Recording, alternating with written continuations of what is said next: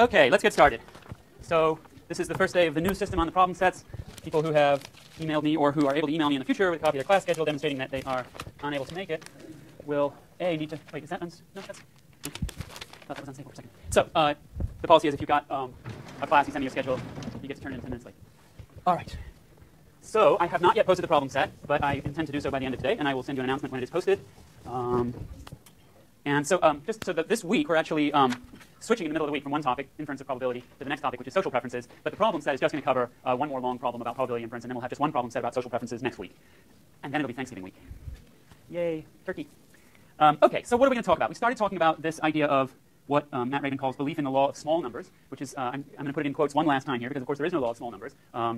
And we'll talk about some consequences of over-inference. And then we'll switch gears and talk about one more sort of what seems like a sort of failure of rational expectations or a failure of unbounded rationality, which is overconfidence, and then also underconfidence, which is we're going to see one more time sort of contradict what seems like contradictory evidence, and then we're going to use math to show how maybe it isn't actually so contradictory after all, and maybe there's some underlying regularity that explains what's going on. And then there's a big surprise, which is that it's going to turn out that it's actually we don't need a behavioral model to explain this weird paradox. Okay, and then we'll sum up a little bit, and we'll move on. Oh, hang on. So I need to, there. I'm still doing this thing.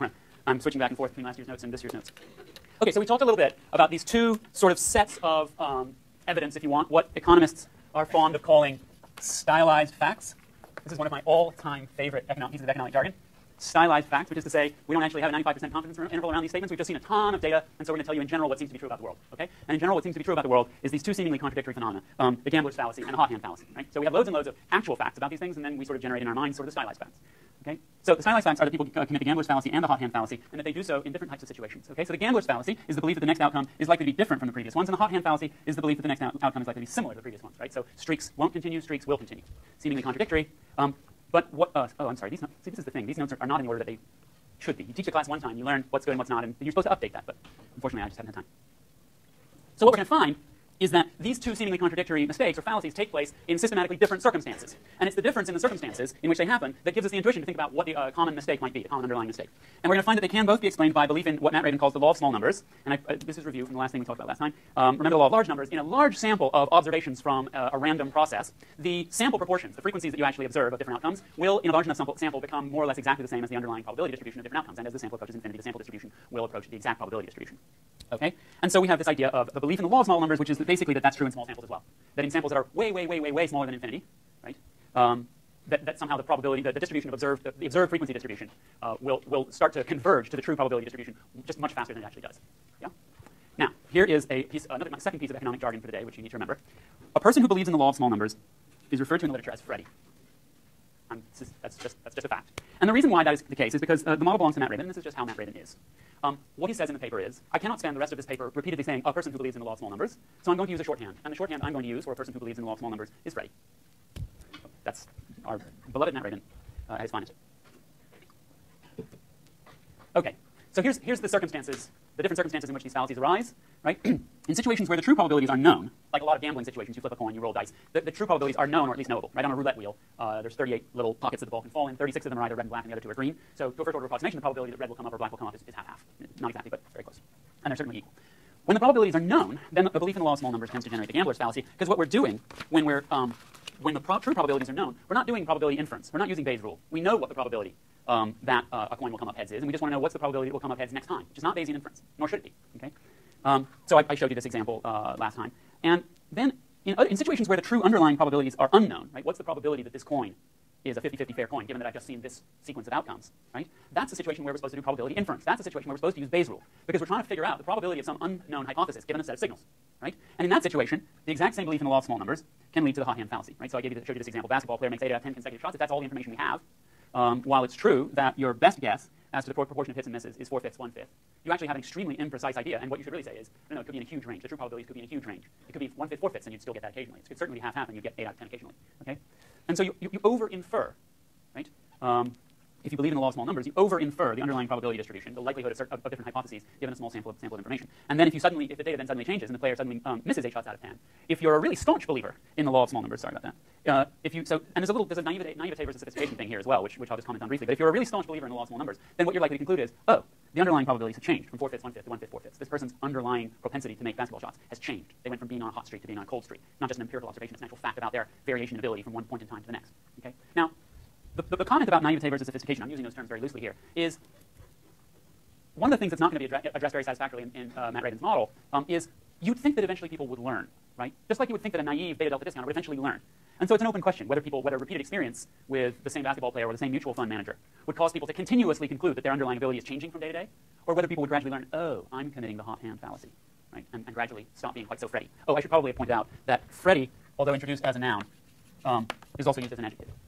Someone who commits the hot hand fallacy because of a belief in the law of small numbers a lot is said to be very Freddy. All right. So basically what we have, so this here, this is probability inference. This isn't. This is just figuring out what probability should be given the correct information that you actually need in order to know the exact probability. Right? So that's just sort of determining or computing probabilities. This piece here, where you don't know the underlying distribution, that's probability inference. Okay? And that's what we're going to focus on most, because that's where we feel like the more economically relevant mistakes get made. And so you can think of the first of these things as being going from the true distribution to predicting a sequence of outcomes, and you can think of this as going from a sequence of outcomes to inferring the underlying distribution. So here's the model. And I'm going to make a prediction, which is that a strong plurality or majority of you, and possibly all, will think that this is way hokey. But it captures some very useful concepts. So consider a sequence of binary signals: yes or no, red versus black, heads or tails. Beats the market, doesn't beat the market. Has is HID positive? Test comes back positive, test comes back negative.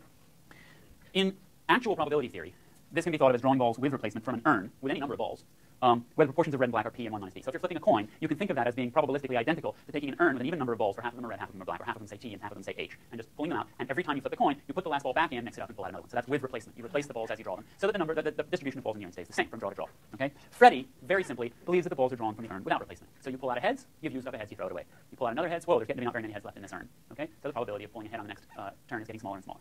Okay? And we have this sort of coefficient of Freddiness, which is n, which is the number of balls that Freddy believes are in the urn. And one of the things that's annoying about this model is that for any given value of p, n is restricted, right, to be a multiple of p. I think that's correct. N can't be just any number, because you've got to be able to say, well, there's actually p times n balls, red balls, and 1 minus p times n black balls. So when you're actually trying to use this model in different situations, there's this annoying little stickiness, which is that you'd like to be able to just set n to whatever level of sophistication you think the person has, but n comes in these lumpy chunks depending on what p is. Right, so if p is 1/2, n has to be an even number. And if p is 1/3, then I think it's right that p has to be a multiple of 3. I think that's right. Yeah, so it's not that it has to be multiple p, it has to be multiple of 1 over p. Okay, and you could do this with, this doesn't have to be binary signals, right? It could be a die that comes up 1 through 6, and so you have an urn that has, say, 36 balls, and 6 of them say 1, 6 say 2, etc. Okay. So if, for example, he draws the total number n that determines how Freddy he is, then he believes that the observed distribution of frequencies of what type of ball he pulls out will be exactly the same as the underlying probability distribution that actually drives the random process he's observing. Okay?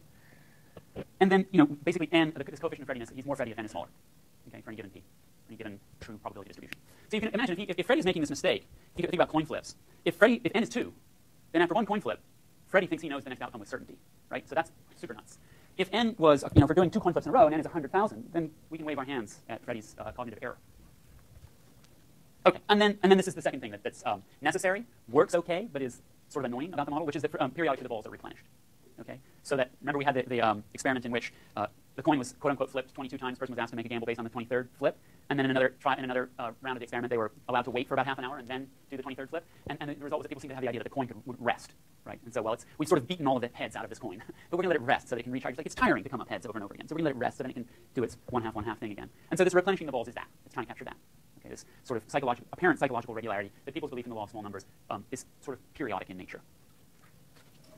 Okay, and then other than that, as we've done over and over again, we're going to assume that Freddy applies Bayes' rule perfectly, right? So this is, again, what we call a quasi-Bayesian model. And we've been doing this all semester, right? Prospect theory, we're going to take the fundamental additively separable structure of expected utility theory, and we're just going to stick in a different probability weighting function and a different value function, right? Present bias, we're going to take the basic structure of additively separable time periods from the Samuelson model of exponential discounting, and we're just going to stick in a different discount factor. Okay, so we've been doing the same thing over and over and over again. And sometimes it seems more reasonable than others, right? I think that there's fairly reasonable psychology in the additively separable summing up of different states of the world in probability theory. I'm not sure whether Bayes' rule captures any underlying cognitive process that we actually engage in at all, but that's what we do. If you don't occasionally do really outrageous and unsupportable things, people will not believe that you're actually an economist. Okay, so let me back up. Let's just, on the board, I'll write down sort of like a really simple idea of the gambler's fallacy and how the gambler's fallacy, I think it's pretty obvious how the gambler's fallacy comes out of this, but let's have Freddy playing roulette. 1L or 2? There's supposed to be a French person in this class. 1L, I think. Okay, so let's say that Freddy has, this is what's referred to as being 10 Freddy. Okay, so he's seen so far red and then red. So he concludes that the probability of red given red, red. Right? So he thinks that if we pull 2 red balls out, he thinks that there are now 3 red balls and 5 black in the urn. So he thinks that the probability of red, given that he's already seen red, red, is equal to 3 out of 8. Okay? Which, if you have any interest whatsoever in running a casino, is probably a good thing to remember. Okay. So now let's take Freddie out of the casino and put him somewhere with perhaps slightly greater economic significance. Now, I don't know what your all's experience is. I'm not an addictive gambler. I have a highly addictive personality. I've been addicted to a lot of things. Gambling has always seemed to me like a very silly thing to be addicted to. But I worked for a guy who was a compulsive gambler. He told me the following story. On a Friday night, he was playing poker with friends and won $20,000. He bought a ticket to fly. This was in Kentucky. He bought a ticket to fly the next day to Vegas and lost the 20 grand. It's like Friday to Saturday. Couldn't you just put it in the bank? You could have raised my pay. I actually won money out of that guy by taking advantage of his compulsive gambling. True. He came in one day and he said to my partner, who I was working with, he said, "Go and buy the sandwiches. It's just east of Cannons Lane." And I piped up and I said, "It's actually just west of Cannons Lane." He turned to me in a rage and he said, "It's just east. Do you want to bet your next paycheck on it?" I'm like, "Sure." I mean, I was going to get the sandwiches every day, so I got double my paycheck that pay period. And it was great because he shook my hand and he said, "I'm getting the sandwiches." And he went storming out the door and he got to the front door and he turned around and came back and he's like, "You know, I think it is west of Cannons Lane." Anyway. Okay. Deciding which mutual fund to invest in. This is going to be a super simplified example. Okay. Let's assume that Freddie knows that mutual fund managers come in 3 types, right? Skilled, mediocre, and unskilled. And I'm going to add to this example that he actually knows the underlying distribution. So let's say that he knows that the probability that the person is skilled, which I'm going to call high, is 0.25. Probability of medium is 0.5. Probability low is 0.25. Okay? Oh, I hate when that happens. Sorry. Did everyone get that? Quarter, half quarter. So he doesn't actually observe the manager's type, the mutual fund manager's type, but he does observe 2 quarters of actual performance. So basically he's going to observe for any given fund, which is to say for any given fund manager, he's going to observe whether their returns are above or below the sort of index market return. Do they beat the market or not? 2 quarters in a row, or sort of 2 quarters worth of data. And let's just make him maximally Freddie n equals 2. And we're going to call this particular mutual fund manager Helga. My dog is not in this fight. I didn't come up with that. So what will Freddie infer about Helga? Okay. So because of his belief in the law of small numbers, he commits the gambler's fallacy. The gambler's fallacy is like this module that sits underneath the hot hand fallacy and drives the hot hand fallacy. Right? So because of the gambler's fallacy, Freddie believes that for a mediocre manager, right, good must be followed by bad, and bad must be followed by good. Because if you've got an urn, how much they beat the market? That's too complicated for me. So Paulus's point is that we don't take into account the fact that being a market is a relative thing, and you could beat it by a lot versus not so much. And so that might complicate. If you actually want to do real economics with this model, you have to take that into consideration, and there would be a way to deal with it. But we're just going for basic intuition here. And there's a remarkable amount of intuition to be able to pull out of this extremely simple situation. So he thinks. Sorry, I skipped over this. He thinks that a skilled manager, a high manager, will always beat the market. A high skilled manager will always beat the market. A mediocre one will beat the market half the time, and an unskilled one will never beat the market. So we're making this super dumb simple.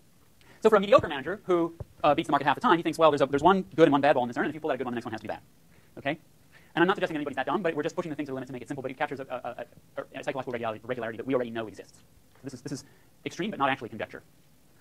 So he correctly infers that if he sees good, bad, or bad, good, Helga must in fact be mediocre, because I made the problem super simple by saying that a high-skilled manager always beats the market and a low-skilled manager never beats the market. Where he goes wrong, right, is that if he sees good, good, he thinks Helga must be skilled, because he thinks a mediocre manager could never do that. And if he sees bad, bad, he thinks Helga must be unskilled, because again, he thinks that a mediocre manager could never do that. So what he does, the way we think of this, is that categorically he over-infers Helga's skill from small samples. Because the gambler's fallacy makes him incorrectly predict the probability of certain outcomes, when he takes that information and plugs it into his Bayesian inference process, he's going to come up with the wrong inference about the underlying probability distribution of whether Helga's high-skilled, medium, or low-skilled. Okay? So that if he sees good, good, he's going to over-infer that she's good, and if he sees bad, bad, he's going to over-infer that she's bad. Basically, he doesn't realize how common lucky streaks are. So he thinks that if you see what could be a lucky streak, it must be that the person is actually that streak is being driven by their actual skill. Right? So this goes back to what I said last time, that we fail to appreciate how lumpy random outcomes actually are. Okay? All right, so let me just put a bunch of math on the board so that you will have a leg up on the next problem set. I think how this works is pretty intuitive, but I want you to just sort of see it in action. Okay, let's just really stretch out. So here's correct probability inference. Okay, so the actual probability of observing the signal, I'm just going to use G's and B's, of observing the signal good, good. Okay, given that a person is medium quality, is equal to 1/2 times 1/2, which equals to 1/4. Right? And of course, Freddie thinks that the probability of good, good, given that you are a medium quality manager, is 1/2 times